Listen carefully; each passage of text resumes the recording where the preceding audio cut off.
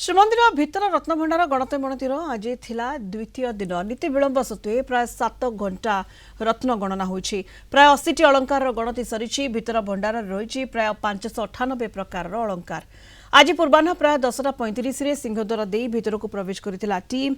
SOP अनुसार प्राय 12:35 रे भितर भंडार को प्रवेश करथिले टीम रो सदस्य।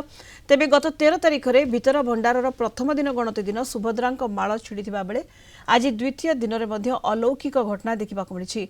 टीम भितर को जिबा समय बलभद्रंक माळ छिड़िथिला। 1978 मसीह प्रस्तुत होता रत्न अलंकार सह होइछि मेलक प्रक्रिया। भितर भंडार रे एपर्यंत समस्त मेलक 100% स्वच्छ और निरवच्छिन्न होइतिबा कहिसेंति श्रीमंदिर मुख्य प्रशासक। 1978 रे जो माने तालिका प्रस्तुत करथिले सेमाने सठिक और निर्भुल भाबरे गणना करथिबारु गणति प्रक्रिया रे सुविधा हेउछि बोली कहिसेंति श्रीमंदिर मुख्य प्रशासक अरविंद पाढ़ी।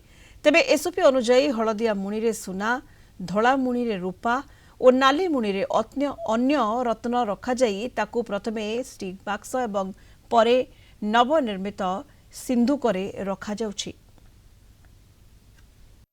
रत्न भंडार गणति प्रक्रिया 25 मार्च 2026 पर आरंभ हेबा परे आज ହେଲା सप्तम दिन। आज भीतर रत्न भंडार गणति प्रक्रिया द्वितीय दिवस विलंब हेतिले मध्य पाखापाखि 7 घंटा धरी ए कार्यक्रम चलथिला।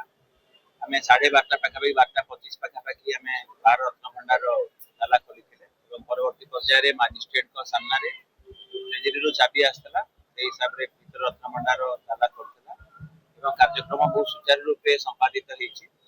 1978 तालिका को आमे मेलक करूछे एवं जहाँ भी अनुमोदित एसओपी रहिछि ता हिसाब रे स्वच्छतार सहित एवं निर्भुल भाव रे ए कार्यक्रम करा जाउछि। 1978 मसीह रे जो महान आत्मा माने जिनसरे तांकर सबुथिरे से टैग रखी जो नंबरिंग करथिले से नंबरिंग को वर्तमान रो नंबर टैग करी वर्तमान 2026 रे एक नूतन नंबर सहित आमे प्रत्येक अलंकार को काढुछु। प्रभु जगन्नाथ के आशीर्वाद रु 80 रु ऊर्ध्व अलंकार रो काउंटिंग वर्तमान हो गलानी आ प्रभु मध्य तांको कार्य से ही करूछन्ते आमे निमित्त।